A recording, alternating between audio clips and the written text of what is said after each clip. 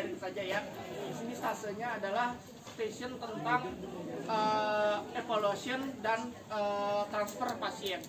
Jadi mungkin nanti yang relate dengan dokter-dokter semua adalah mungkin di praktek dokter di puskesmas atau di rumah sakit ataupun di praktek pribadi, tiba-tiba kita menemui kegawatan sampai yang memerlukan asistensi jantung paru, pijat jantung. Tapi kita alhamdulillah bisa mengembalikan respon pasiennya. Apa yang kita lakukan setelah itu? Tentunya kita nggak mungkin kan membiarkan di tempat kita itu sendiri kan. Kita biarkan di praktek kita atau kita lanjutkan. Tentu kita harus transfer. Nah di sini akan mencoba men-sharing yang tentang transfer dan evaluasi pasien. Demikian.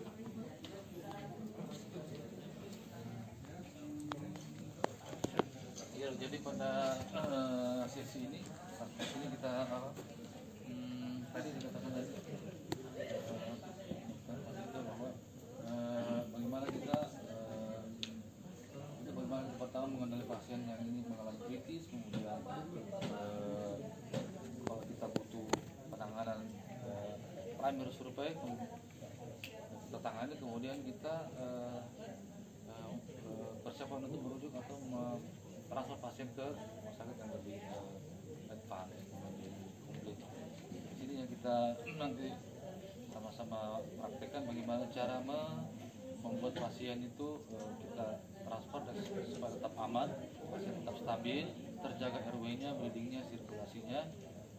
Atau kalau ada misalnya kecurigaan kita ada cedera servikal, bagaimana kita kelola supaya pada saat transfer tidak memberikan memperberat injury pasien tersebut.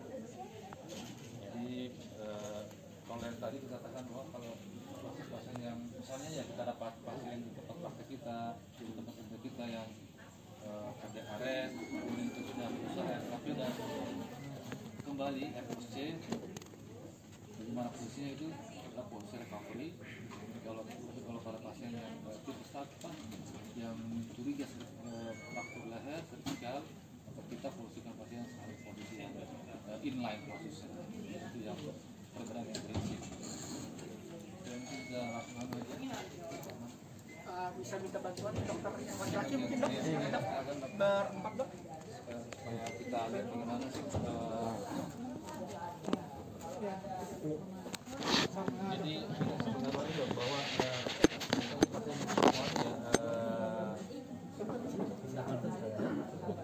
misalnya ini pasiennya ya kita mau pindahin pakai ini pakai apa namanya longboard main ya. Supaya ini apa fungsinya supaya pasien itu tetap dalam posisi yang ininya tetap stabil, servikalnya, vertebralnya, semua kayaknya juga ya. Tidak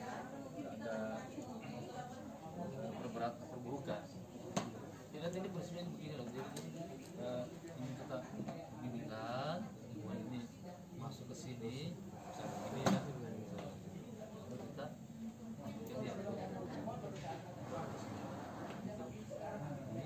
ini dia yang perlu tim yang kompak ya kira-kira. Baik, saya akan mencoba berperan menjadi pasien. Jadi kita akan memperagakan pertama tentang posisi inline position.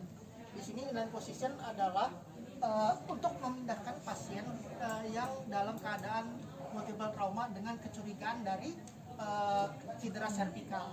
Nah, di sini yang kita peragakan adalah memindahkan pasien dengan inline position. Baik, saya akan coba berperan. Jadi itu satu orang yang memfiksasi kepala baik saya tetap di posisinya tuhnya di sini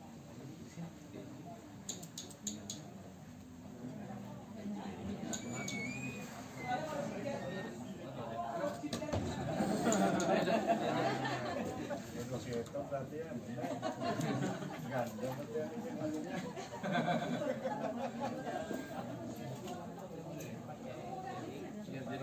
Jadi kita ginikan dulu ini tadi ya kita ginikan dulu nih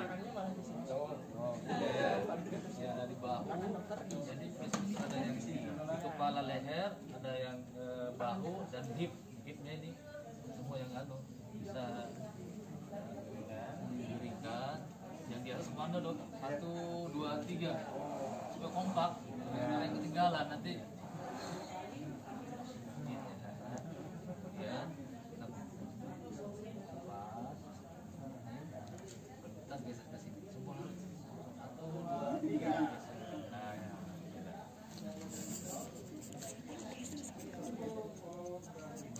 Kalau kita punya ini tidak.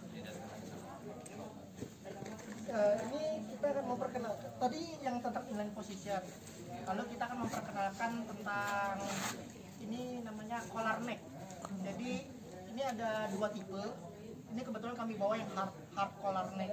Mungkin dokter-dokter ada pernah melihat di film atau di sinetron. Ini gunanya adalah untuk menjaga tulang servikal, menjaga agar kita mengganti posisi tangan dari yang harus ditahan ini, tapi dengan ini.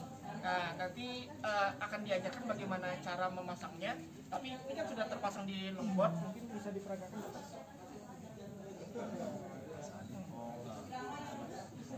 Lalu kita harus tim lagi koper supaya ini masuk di ini yang di bawah ini ya, yang di nah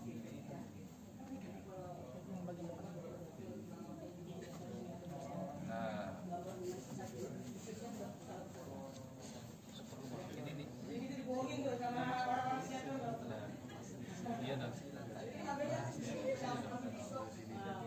iya kita salah sih maksudnya ini pakai tangan kita nggak punya ya gini terus sampai ke atas atau mobil ambulans ini kita miring lagi gitu ya sahabat. Jadi dok, kita dari atas ini pasang inline position. Ya. Jadi bentar saya jelaskan sedikit. Ingat yang bagian depan ini ada yang berlubang ini. Ya untuk mengakses kalau misalnya diperlukan penulisan tracheostomi atau penulisan dialisis, tapi memang penandanya adalah ini kan kosong.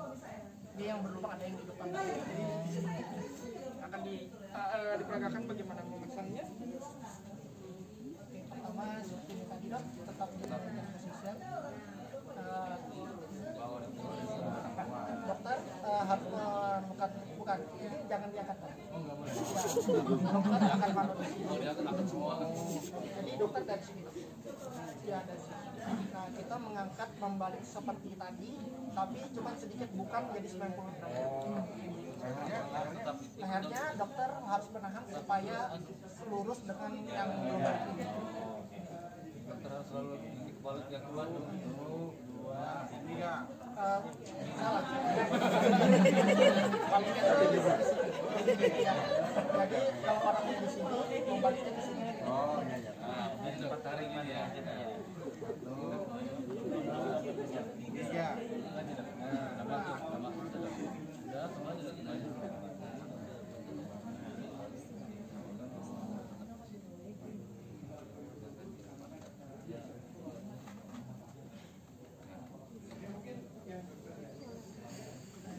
Ini akan menyangga dari leher pasiennya.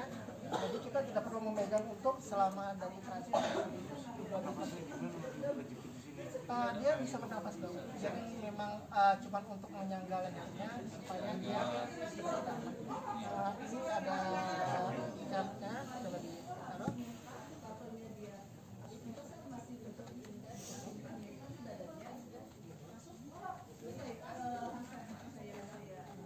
Dia tetap akan bernapas seperti biasa dok. Tapi memang dia tidak akan bisa mengangguk ataupun menolak. Tujuannya kan seperti ini. Manipulasi leher.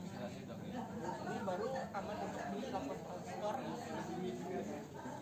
Dokter, kita peragaan. Yang buka kacamata ini dokter siapa, Mei? Masa yang melalui perangkat Kita ulangi lagi dari seperti ini, tapi kita dari puskes mana sih? nah, coba resum untuk misalnya pasien di praktek dokter habis ada shock anafilaktik, habis masuk lidokain, pasiennya susah bernapas, lalu tiba-tiba pingsan. Apa yang dilakukan? Street. Ya, turunkan dari meja prakteknya, turunkan ke lantai, pastikan apa yang dilakukan pertama? Sadar panggil cek. Ya, dicek di sini ya. Karena kita panggil biasanya ya. Sudah kita lakukan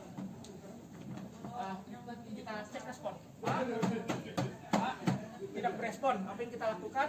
Kita lakukan untuk listen bill. Ya. Listen bill kita lihat, dengarkan dan rasakan, tapi secara berkesinambungan. Kita lakukan seperti ini. Berapa waktunya untuk mencek ini?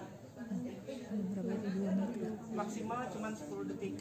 Jadi kita lihat jangan bernapas ya, nggak bernapas. Kalau tidak bernapas, pasiennya tidak bernapas dan tidak ada nadi, apa yang dilakukan?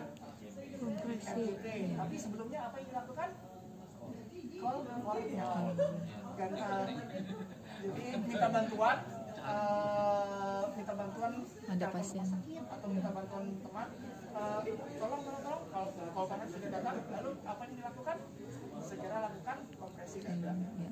Mungkin dokter dari sana tadi ya? Iya. Itu dilakukan 30 banding 2 ini 100 kali per menit. 2, 3, 4, 5, 6, 7, 8, 9, 10, 1, 2, 3, 4, 5, 6, 7, 8, 9, 30 dan 2 napas dilakukan selama 5 siklus.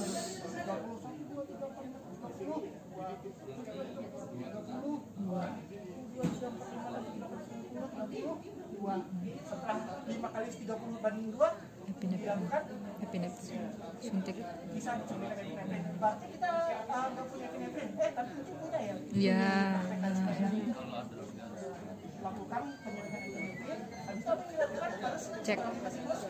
evaluasi. Iya. Evaluasinya dengan Lock light trigger. Iya. ada usaha bernapas, ada nadi terapis, tidak ada, kan? Ulang lagi. Alhamdulillah, balik pasiennya. Habis itu apa yang dilakukan? Pindahkan pasien. Ya. Pemerintah pasien sudah, habis itu apa yang dilakukan? Transfer. Ya. Ada yang mau ditanyakan? Nah, tapi kalau yang inline tadi itu untuk pasien-pasien yang trauma ya, Iya. untuk yang kecurigaan untuk cedera servikal. Jadi kalau misalnya pasiennya pasien medis yang begitu bisa kita lakukan rekonstruksi. Tapi kalau misalnya kita transfer itu tadi untuk Iya. ada yang mau ditanyakan?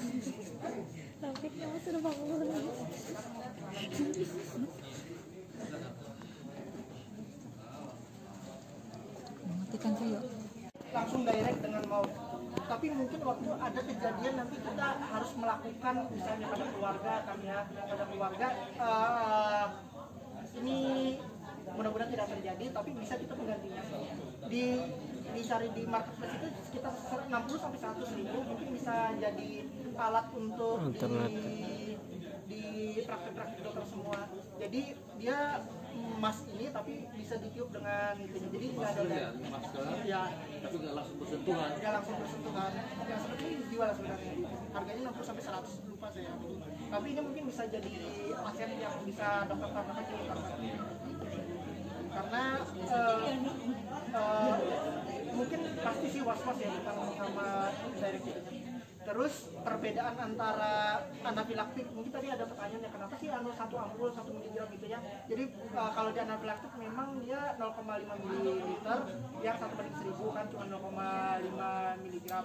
Tapi kalau misalnya untuk cardiac arrest untuk pasien yang arrest itu dia 1 miligram, 1 ampul langsung diberikan. IP sebenarnya IP, tapi karena kalau misalnya dia IM pun nggak ada ya sudah kita apa yang bisa kita lakukan bisa aja dong. Saya juga pernah waktu di ICU itu nggak ada akses, susah. Saya berikan SC proses putis. Memang waktu itu nggak berespon, tapi tidak ada menurut saya tidak ada kontraindikasi untuk tidak melakukan, karena itu tidak menambah dari cederanya, tapi kita berusaha. Itu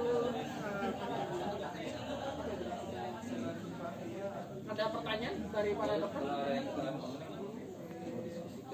Longboard ini memang nggak semua Case memiliki, tapi ada yang lebih bagus lagi yang sebenarnya bisa dibelah dua. Iya, ini kayu ini. Ini kayu yang bisa di-slide-kan. Jadi sebenarnya ada yang bisa dibelah dua. Jadi masukkan kiri dan kanan, lalu diikutkan baru bisa di-slide-kan. Dibelah gini ya. Iya, tapi karena ada ini lalu kita harus mempraktekkan bagaimana melakukan inline position untuk